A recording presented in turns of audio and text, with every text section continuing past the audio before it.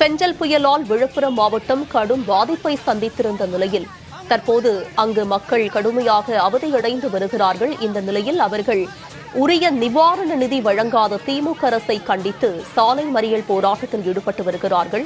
சுமார் 200க்கும் மேற்பட்ட மக்கள் சாலையை மறித்து போராட்டத்தில் ஈடுபட்டதால் போக்குவரத்து பாதிக்கப்பட்டிருக்கிறது.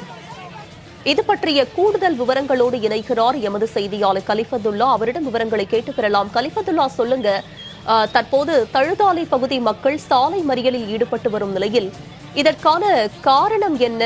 அவர்கள் அரசுக்கு வைக்கும் கோரிக்கை என்னவாக இருக்கிறது? விரிவான விவரங்களை பதிவு பண்ணுங்க. வணக்கம் மாமா.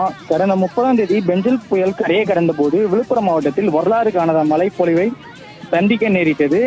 இந்த நிலையில் விழுப்புரம் மாவட்டத்தை புரட்டி போடும் அளவிற்கு கொட்டி தீர்த்த அதி கனமழையின் காரணமாக பல்வேறு இடங்களில் வெள்ளப்பெருக்கு ஏற்பட்டு ஆயிரக்கணக்கான வீடுகளும் பல்லாயிரக்கணக்கான ஏக்கர் விவசாய நிலங்களும் பாதிக்கப்பட்டது.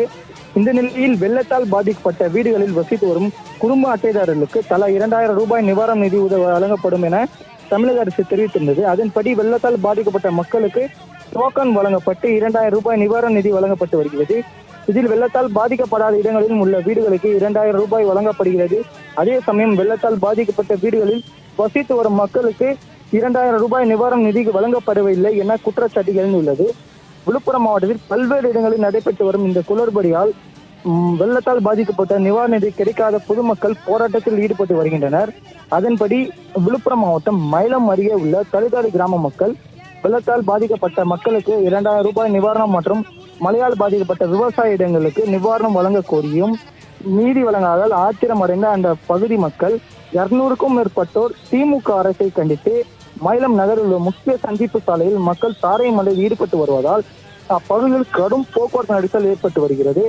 வாகனங்கள் செல்ல முடியாத அளவுக்கு சாலை மறியலில் ஈடுபட்டு வருகின்றன.